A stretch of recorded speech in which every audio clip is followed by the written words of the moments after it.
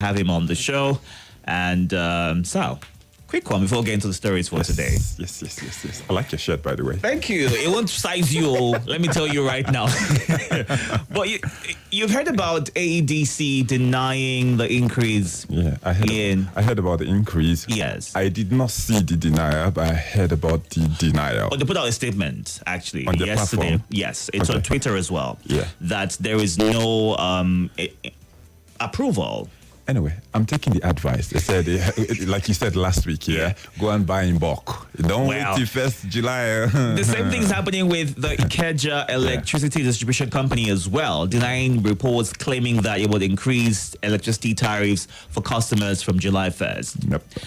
Just buy. They did not just deny. They said they're waiting for approval from the denial first. Yeah, they're waiting for the approval. So it's not been approved. So it might still be approved. It's just not been approved. So it's on the table. Yeah. So we should just still get ready. I think everybody should just go and get units as much as you can. You can never get enough units. It would run out eventually. About it today, I'm like, if I have to buy in bulk, how much am I going to buy? Is there a limit to how much you can buy? Can you buy a million naira worth of units? I don't know. Would they come visit you? Like, those hotels, though. Oh, exactly. Yeah, but they have different meters. They have the commercial meters, right? Yeah, I think those ones have a different kind of billing schedule. So they could be allowed to do that. But for our own level, we just figure out what to buy. That will take us till like December.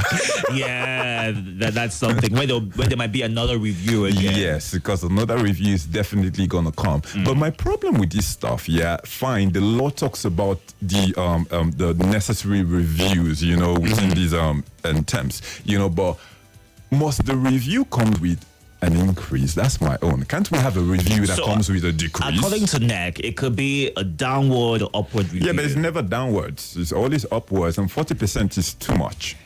It's too much. I don't mind review go upwards, but 40% they need to look into it. It's too much. Okay. Let's get into the roundtable right now. You can join the conversation. We're live on YouTube and Facebook right now at Nigeria Info Abuja. Do well to subscribe to the YouTube platform. Click the subscribe option and little bell right there that will notify you whenever it is that we are online. The former president is speaking on the subsidy removal, stating that its removal would have cost APC the 2023 election. Well, I mean, somebody will mention, how about the cash crunch? There's that as well that you could bring into the conversation. The following questions raised over the failure of the immediate past administration to remove petroleum subsidy and unify the Naira exchange. Ex-President Muhammadu Buhari has said that if he had done so, the ruling All Progressives Congress, ABC, would not have won the 2023 general elections. Now, the spokesman of the former president, Garba Shehu, made this position in a statement issued on Monday, defending the president's inaction. The statement noted that with the party battling to retain power, it would not have been able to implement the measures. It recalled that several polls conducted before the election suggested that the ruling party would have been thrown out of office if it had acted in the way prescribed by the PRA, which is the Petroleum Industry Act. Now, it also explained the massive electricity subsidy, the fraudulent fertilizer subsidy, the Hajj, Christian pilgrim subsidies, the diesel subsidy, the aviation subsidy, LPFO, kerosene, cooking gas, and other subsidy policies that they found in place and put them firmly on the ground. Just asking if Nigerians remember that. And for those with short memories, quoting the statements by the ex-aide, many of those subsidies were all in place when the president was elected in office in 2015. All those were gone by May 2023, including the annual fertilizer subsidy, which weighed or took about 60 to 80 or to 100 rather billion naira. That's $1 trillion naira in about 10 years. And it was really heavy on the federal budget each year. End of quote. And he had a lot more to say about the thoughts being shared on the removal of subsidy. Was this an important issue to address by the president, by the ex-president? That's what I kept thinking about. I'm like, why are they talking? Why are you speaking right now? people are saying, like, move on with your life. Like, we're done with you. Can we move forward? Why are you taking us backwards? I just see that the former president is trying to save face, or the former presidency, because it's Gabashew still speaking on behalf of the president. I don't know whether I was authorized to speak anyway. So I don't see why they're speaking, especially the fact that they said that, if they had removed it, then President Tinubu would not have won the election. I don't know, what does that mean? Like, why do you have to throw that information out there right now? What do you want Nigerians to do with that information? So I'm looking at the motive, and I'm still looking at the intent behind this statement. What's the necessity of this statement at this point in time that Nigerians are already suffering? So right now the subsidy has been removed. We didn't kill the new government that's coming. We are patiently waiting to see the ways forward. We're patiently seeing the other measures that are going to put in that they're going to put in place to reduce the suffering of the masses. We're talking it out, basically. So I don't know why the former president is still speaking. In my opinion, I think they should stop speaking. They should just go away. Nigerians are trying to forget these 8 years. This is 8 years of our lives. Like, it's as good as wasting like 8 years. 8 years of backwardness. 8 years of suffering. There are people who will disagree with you because it was a bit beneficial to them. Yes, it worked for them. Every general rule, there's an exception. So I'm looking at the majority of the people speaking. Nigerians suffered. Right now we are still suffering, but we're suffering with hope. There's a little bit of hope out there that, okay, things are going to be better based on what we are seeing. Although there's not still much communication to the people, but that's why I use the word hope, because we don't know what's coming, but we are hoping for betterment. But I don't think the former president needs to tell Nigerians anything at this point in time. I think he should go away. And he's in London. He told us he was going to be in Daura. Yep. Well...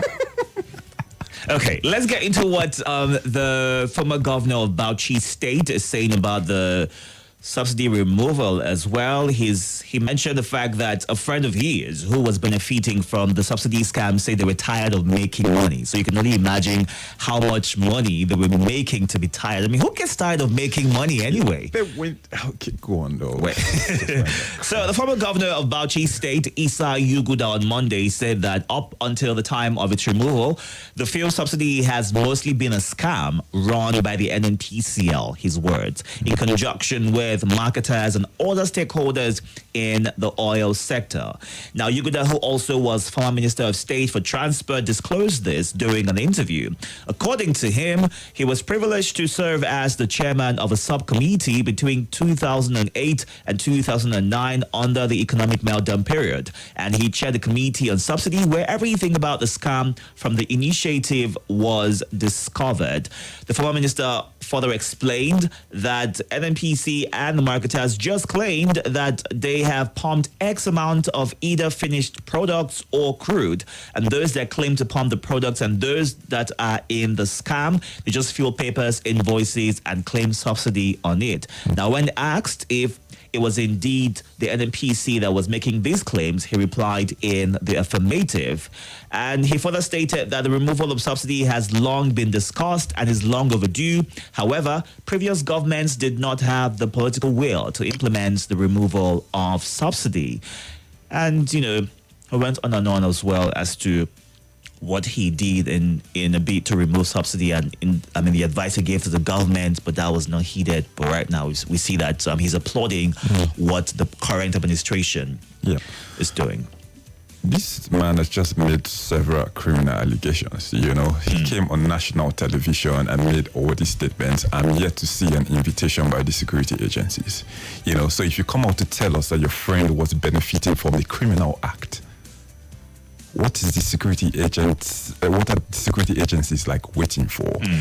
Because right now I don't think this subsidy thing or this oil theft thing, we've heard about the daily massive theft of oil that goes on in the country, or that had gone on. I don't know whether it's still ongoing right now. A lot of people come, especially public officials that are close to these happenings. They come out to speak about these things, and the government just keeps quiet.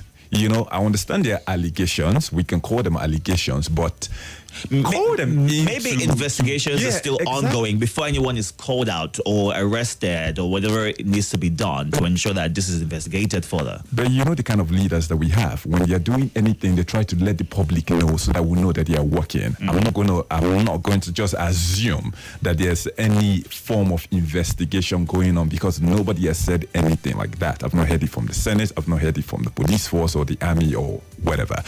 So I don't believe anything is being done. And I can understand why. Because when we talk about this oil theft, or this subsidy being a scam, the kind of people involved, can you really touch them? That's another problem. So when it comes to this oil theft thing, I think the way forward, because if we know that those people that are involved or that were involved in the scam and the crime, because it's a crime, theft, stealing, taking what does not belong to you, if we know we really cannot prosecute these people, we cannot name and shame them. I think what the federal government needs to concentrate on right now is just ending the theft, ending the scam, and we move forward. Then anybody that is found wanting, moving forward, we can prosecute those people, we can name and shame them.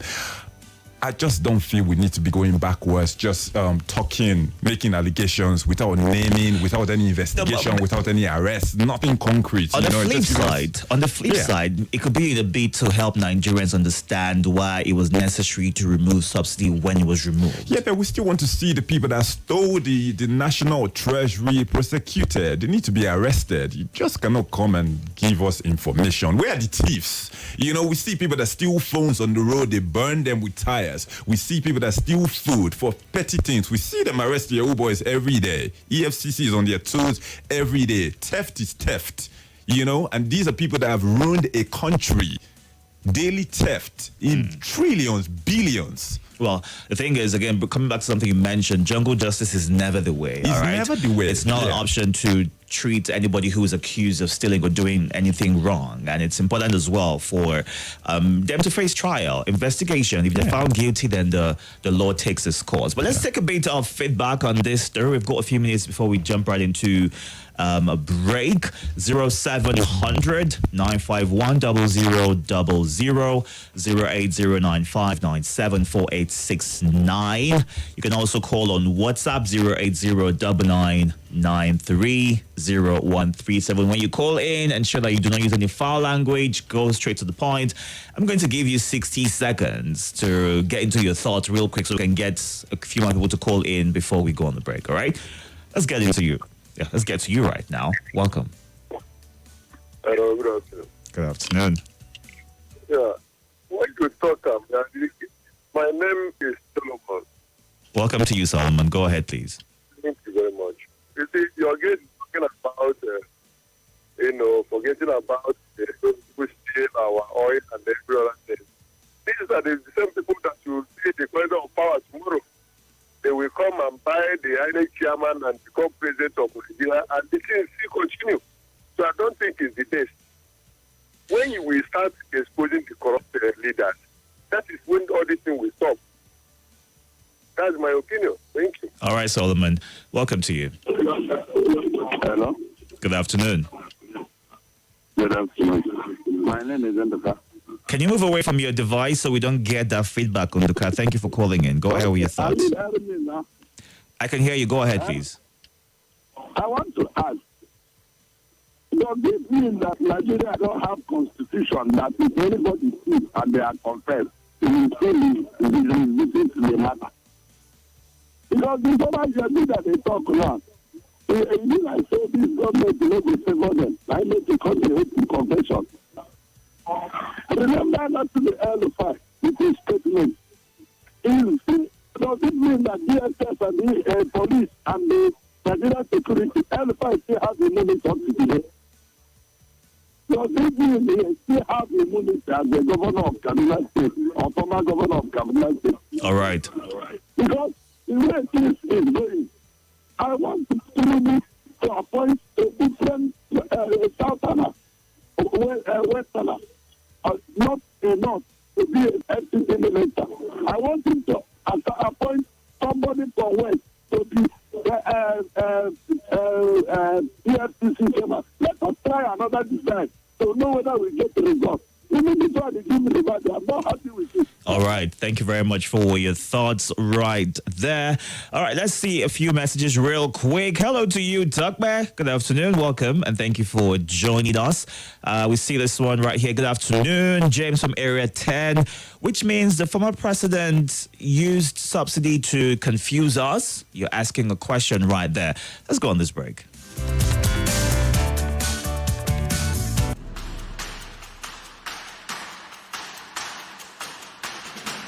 My name is Elder Emma Okoro. I'm interested in rebuilding my nation. And so I have to join the beginning of cleaning of the environment. The Gariki environment here is totally filthy and unhealthy for our people. So when Mayor Fortune decided that Abuja should come out, I decided to join because it's for the good of our people, our children, our wives, and our families. That's why I'm part of this group, so that I'll be part of those who have started the journey to rebuild Nigeria.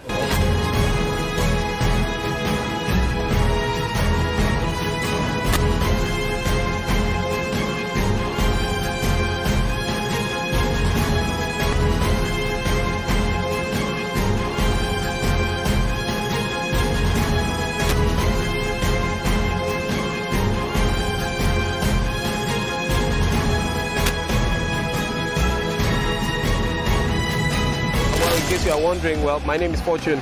I'm the mayor of the FCT, and I am excited about this initiative. I believe it's going to be a big one. This is the first of many who are coming to your area very soon. So we expect you to come out. We expect you to put your hands on the plow. It's high time we stop complaining. Let's get something done. If the government is refusing to do it, or they are overwhelmed because they can't do everything, let's do what we can do, and then we hold them accountable for the rest. I think that's what this is about.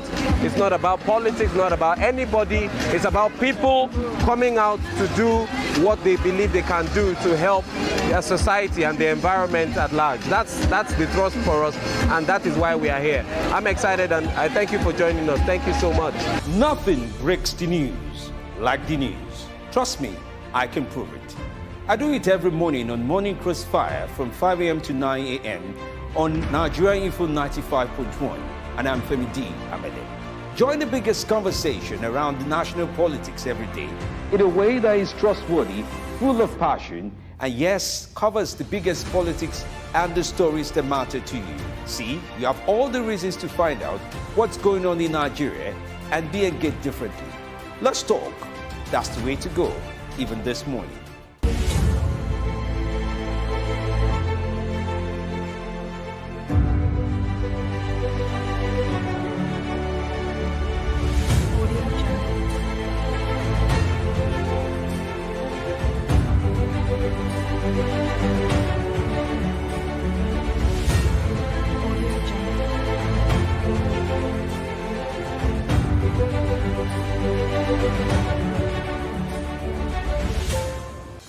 Hello, my name is Kimberly Nwachukwu. I'm the host of Hard Facts, and I bring you the biggest stories driving conversation every weekday here on 95.1 Nigeria Info Hard Fact Show. I love to get your opinion and conjectures, but the facts you cannot dispute here on Hard Facts.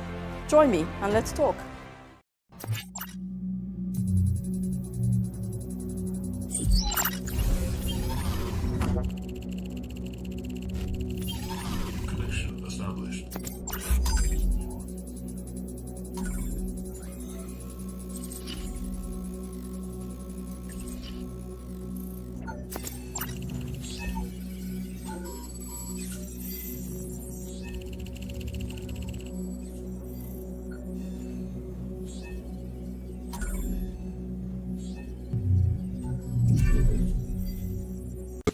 The callers are not sounding like they are Nigerians, you know, so we have to understand the country where we are in.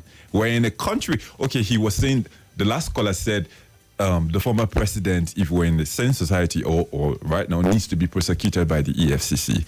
And I'm looking at the EFCC. the former chairman of the EFCC, is being investigated for corruption. So who is supposed to investigate and prosecute these people? I feel like the kind of country most of these callers are expecting, if we have to have that kind of country. Let's not group our callers into one. Okay. Everybody has got the right to their opinion. Yeah, because they're speaking as Nigerians, because these are Nigerians expressing their views. These are things that Nigerians want. These are expectations they expect, things they expect to happen. Okay. You know, so if your government ran a very fishy kind of administration, normally you should come for questioning. See, Donald Trump is still being investigated. You know, proper investigation is being indicted. He's being even charged criminally. You know, so I get where they're coming from. But when we look at the society we are in, who is supposed to do this? Whose hands are not a bit dirty based on the leadership that we have right now, you know? So I feel like for that to happen, we will need a new crop of leaders that have never been in power before.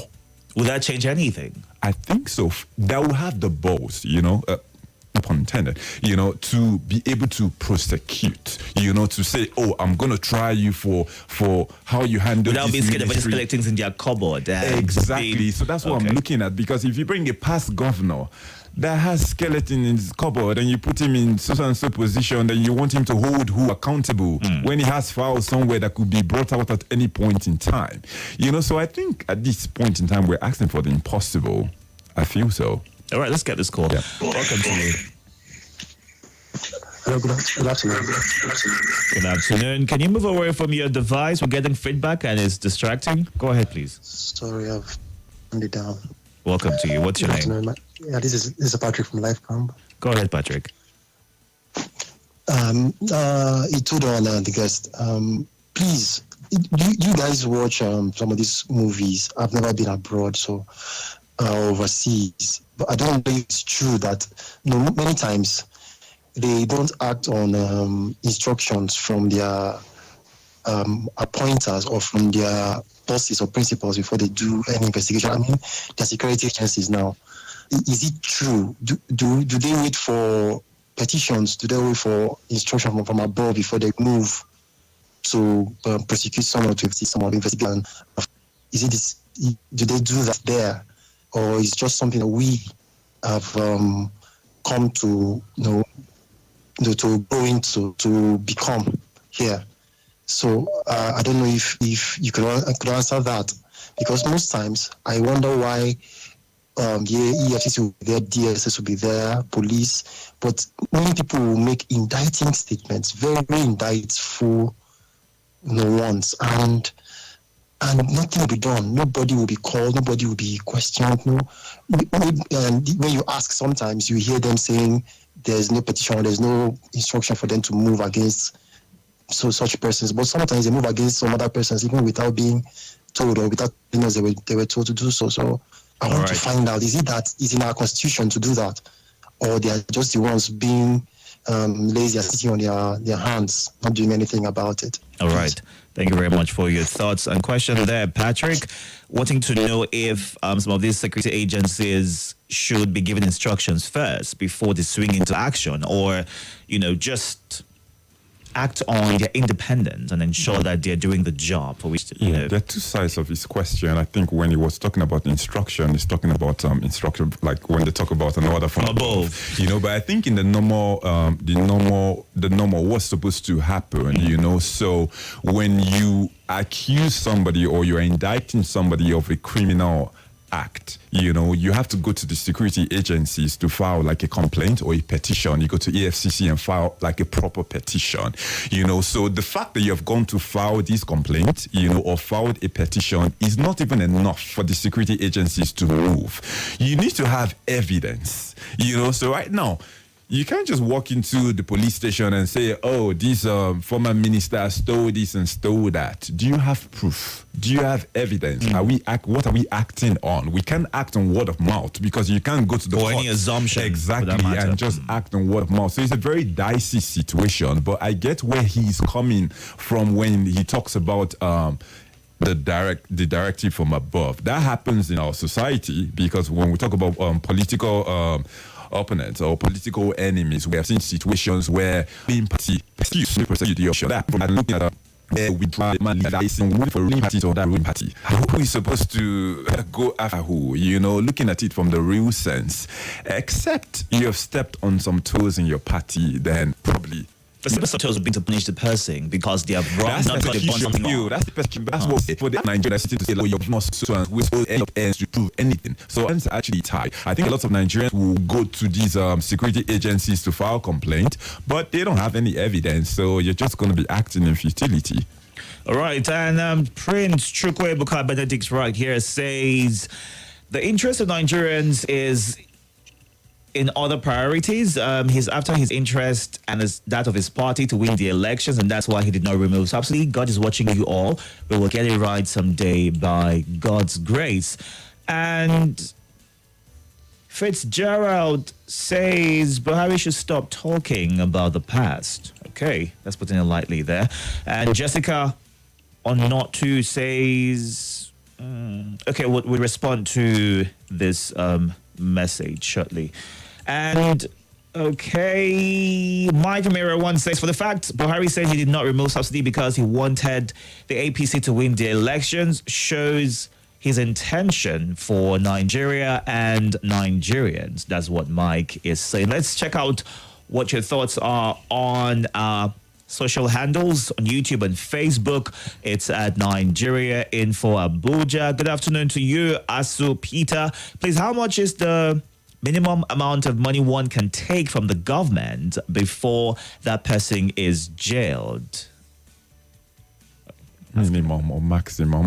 Minimum. The least that would get the attention. That's what Asu Peter wants to know, because he's wondering why some people have not been invited based on the allegations against them.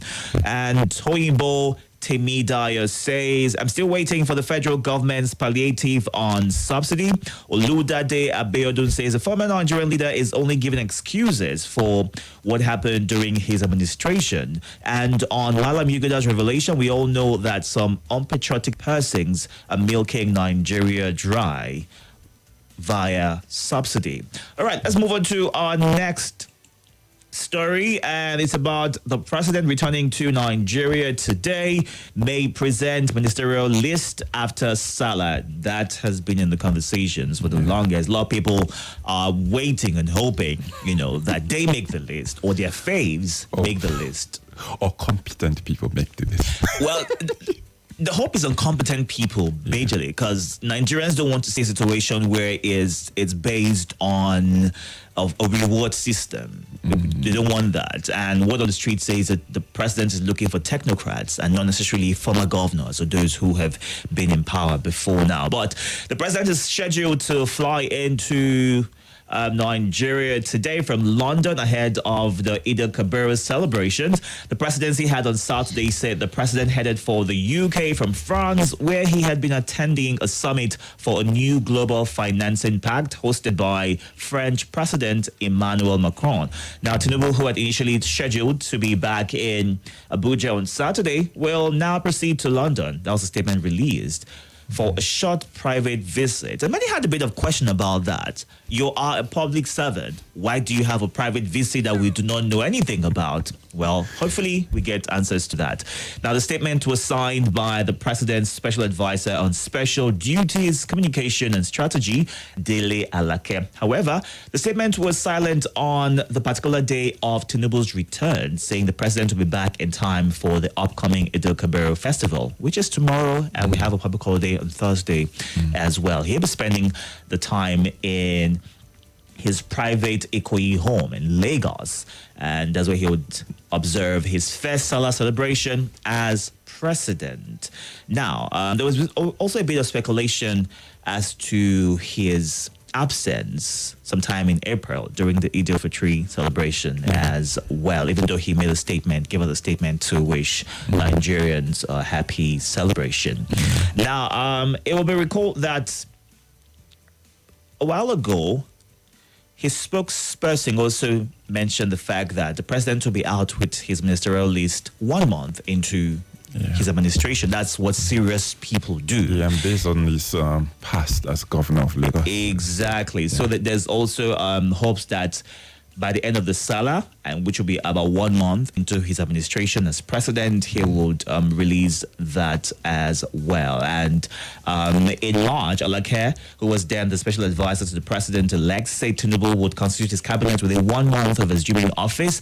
And he said this is in line with the Fifth Amendment to the Constitution, mandating president-elect and governor-elect to submit the names of their ministerial and commissioner nominees within 60 days of taking the oath of office for confirmation by the Senate or State House of Assembly.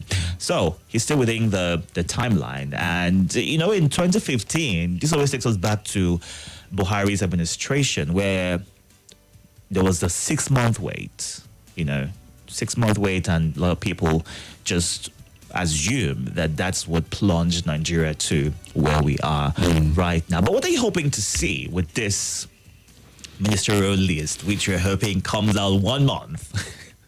1 month into your administration, as speculated. Yeah. What am I hoping? I'm hoping that this is not going to be the usual, So, but we've seen his previous, appointments, so we can tell that he might keep to his word. Yeah, I'm not mad at the previous appointments we have seen so far, Let's leave the ones of the service chiefs like the SGF and the chief of staff, So in as much as you could tell there's compensation here, which is not outrightly supposed to be like a bad thing, but compensate with the right people. Don't just give. We saw the former ministerial appointments. You take a lawyer and you put him in charge of power. And we saw what happened, and you had to take him out and leave him in charge of works and housing. Like, what's the lawyer doing there? Then when it comes to the Senate, okay, It doesn't mean the lawyer cannot unlearn, relearn, and understand the system. We do not have time for that, Itodo. Okay. Yeah, we don't have time for that. All right. Nigeria is in a very crucial point right now. Tinubu has had time to study the country, as a former national leader of his party, then as presidential candidate, then president-elect, then now as president, I hope he doesn't act like the former president that made us wait for 6 months. Waiting for 6 months was a problem. Well, now the law gives us 60 days timeline. But after waiting for 6 months, if we had seen a solid list, I don't think Nigerians could have been mad. We were more mad because we waited for 6 months just for you to bring a compensation list. So fine, in as much as I am expecting some compensation, there's a part of the statements I saw today when I read that report. So whoever was speaking as a source close to the president said that a lot of people are lobbying for these positions. Some of the positions are known, like the occupants of those positions are known. Some of them are not known. I like that part, because what that's showing me right now is that Tinubu is showing that he's not really a baby to anybody. So does that mean we could be surprised by the lineup? Like even the party members are going to be surprised based on that part of the statement that I read. I was actually impressed with that part. The fact that you're keeping some of those appointees close to your chest, I'm not disclosing to anybody for good reasons, because imagine if he could foresee that, if I let these people know right now, this could cause some chaos, so I keep this to myself, so when he releases that list, then at that point in time, there's nothing anybody can do about it. I am hoping that his intentions are really pure. I'm really hoping that his intentions are pure and he's really looking out for the best people to handle most of the critical areas of the country. Speaking about pure intentions, there's a bit of unease in the federal government agencies as management are scared of being sacked. Now, chief executive of some federal government departments and agencies are living in anxiety since the dissolution of their boards by the president. And it was gathered that many of them are just waiting for a presidential directive sacking them, even though there are some who are being optimistic that they will be retained on the grounds that they are in the good books of the present government and that of the previous as well. Now, recall that boards of many agencies were dissolved by Tinubu on June 19th in exercising his constitutional powers, and sources said that the move was to allow the president and his party to bring loyalists on board. And checks have also confirmed the management of most of these agencies are in dilemma over their anticipated dissolution, and this would also be also be affecting their deliverables, because there's that anxiety, that fear that you could lose your job. So one was mentioned as saying he's been there for 8 years. He's tired and wants to leave. How about resigning? Exactly. What are you waiting for? If you're tired of a job or you feel you're not giving your best, might as well resign. It's something that we need to learn to do in Nigeria. I'm not tired of the money, though. Yeah. Okay, I'm not sure. Well, yes, well, maybe he's been. It's routine. Routine can be really tiring, and you want to try something else. You can resign, just like you said. Well, yeah, it's something we need to learn. Learn to resign. There's nothing wrong with resigning. Yes. So there's also a situation in the maritime sector, as heads of agencies in the maritime sector are not left out, as some are now held down by fear over their expected sack, allegedly. Now, agencies in the maritime sector that are affected are the NPA, which is the Nigerian Ports Authority, the Nigerian Maritime Administration, safety agencies, NIMASA, the NCS, and so on. We've also got MAN, which is the Maritime Academy of Nigeria, and the CRFF, the Council for the Regulation of Freight Forwarders. Then aviation as well. The aviation sector is a bit of there's that concern as to how we can better that sector, and the first thing that always comes to mind is the Nigerian air situation, how we can put that behind us and hope that in moving forward they are able to perfect the process and do the right thing in terms of aviation in the country. So all of this would also be what the president would be looking into as soon as he's back into the country, and would hope that we get this sorted out in good time. Competent persons is what but I find it very interesting, you know, that we're moving from one ruling party to another ruling party, like the same party, but it's like we're moving from a ruling party to an opposition party based That's what it feels like? Yeah, that's what it feels like. Okay. You know, because why is there no continuity? I remember the President Buhari government kept saying that, President Tinubu is going to continue from where the former president stopped. I'm not saying that But continuing doesn't mean you have to use the same people who were in government with him. He Yeah, can but change hands. sacking all or most of the appointees of the previous government of the same party is very telling. So Nigerians are looking at it right now and saying, like, okay, are you trying to tell us that that government was incompetent? You know, and I find our democratic system very interesting as well, because in the US, we have political parties that stand for known policies, you know. So when you talk about the Democratic Party, you talk about the Republican, one is for gay rights, one is for anti-gay, one is for abortion, one is for non-abortion. Like, they're very clear what they stand for. What I'm saying because we've never had an APC government and another APC federal government, this is the first time that we're having this in Nigeria. So what I'm saying right now is that there doesn't seem to be any known policy of the party. Because I believe when you're representing your party in office, you're supposed to be, you know, like executing the policies of the party. So known for something that you're working on. Exactly, because it just looks like, okay, the only thing we share is that we're from the same party. That's all. We have two different ideas. And this is a former national leader of the party. But his stance right now, his moves right now is showing clearly that I did not support any of the moves of the former president. Maybe not in that sense. Maybe not everything completely. He's also got what he wants to achieve with the country, and that's what he's focusing on right now. Yeah, but they're supposed to have the same goal of what they want to achieve for the country as a party. That's what I'm saying. That's that. Yeah. Let's get some thoughts on this real quick. You can call in and send a message as well. 08099930137. That's the WhatsApp number. You can call that number as well, or send a message. You can also call 0700-951-0000, 08095974869. Do all to move away from your device when you call in, just so that we can have a smooth conversation. Let's see what you're saying on YouTube and Facebook. Don't forget that you can watch live at Nigeria Info Abuja. We're taking your comments from those platforms as well. Welcome to you. Itodo. Yes, good afternoon. Good afternoon. Good afternoon to Mr. Salisu. This is Adeomi calling. Welcome to you. Thank you. I want to ask you, all the competent head that Jonathan appointed, did Buhari allow anyone of them to pay? And again, will you tell me, the DG Nimasa, what can you tell me, pinpoint one achievement under him as a DG Nimasa now? See, can tell you, 95% of those former appointed, they are not deserved to be in power. President Buhari put them either based of religion or based of strife. We can count a lot. Magbu, former FCC boss, he has case of 540 billion. Where is the money today? Where is the case? It became AI. Did you complain then? The present one that they are investigating now, what is the achievement? Bawa. A lot of them like that. Bala, what's her name? That lady, this is Bala Usman. 30 billion. Actually, according to people, do we hear the case again?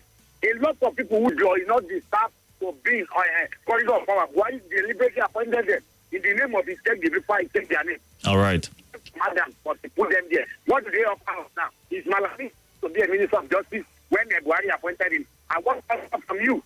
Thank you, Itodo. Thank you. All right. Welcome to you. Good afternoon. Good afternoon to our guest. Good afternoon to Agaba Ido1. Welcome to you. Diki Itodo, I greet you. I greet my good friend Adewumi Daniel. I want to talk about intro in line of the word of Garba Shehu.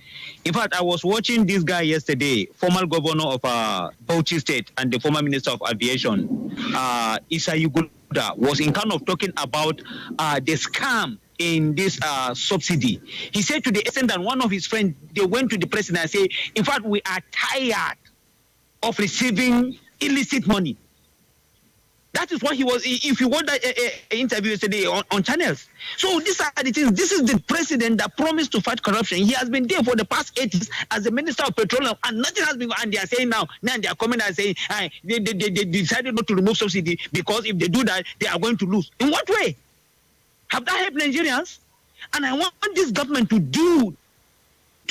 get this cabal, those people that has been milking this great country dry. Look at the effect now on Ripple Nigeria. Many people have lost their work due to this increment of this fuel. So people can't go to work. Can you imagine a person receiving 30,000 naira as his salary? How will he transport himself from Suleja to the town in order to go and see for his daily bread? So something needs to be done. And our refinery must work. It's not that we stop giving other people license to import. No, let our refinery work. Is it a rocket science? Now go there. All right, Salasi. Welcome to you. You can call in as well. Welcome to you.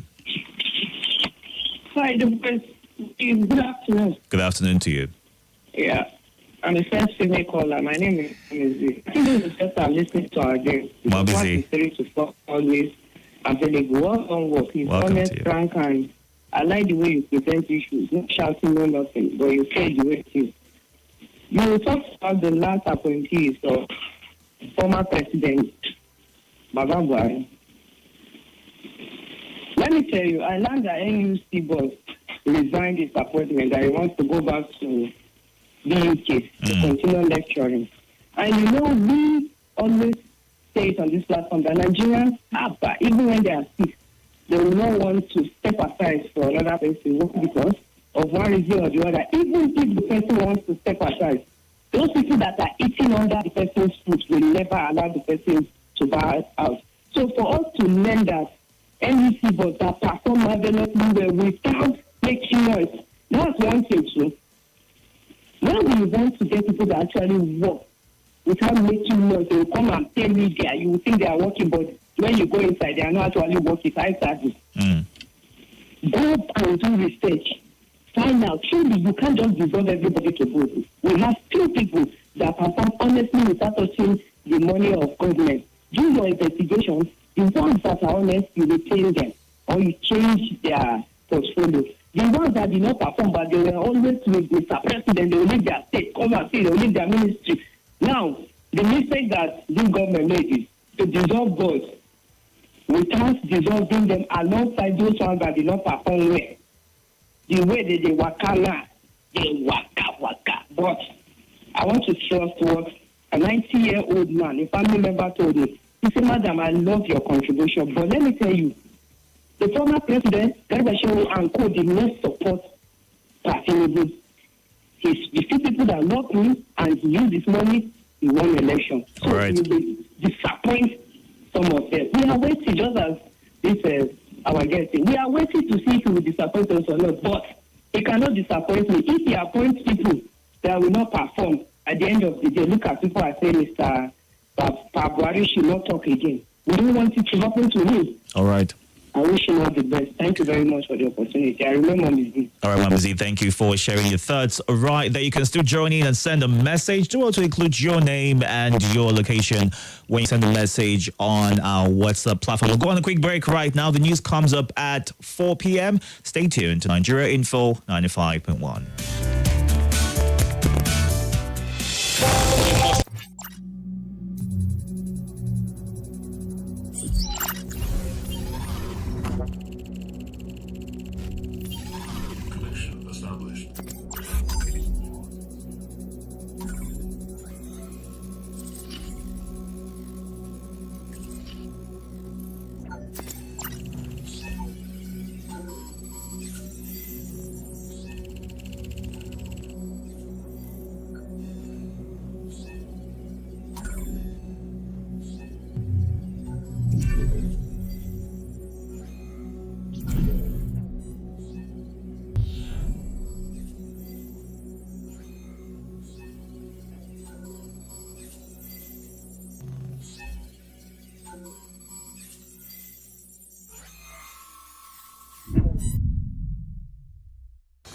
Hello, my name is Kimberly Nwachukwu. I'm the host of Hard Facts, and I bring you the biggest stories driving conversation every weekday here on 95.1 Nigeria Info Hard Fact Show. I love to get your opinion and conjectures, but the facts you cannot dispute.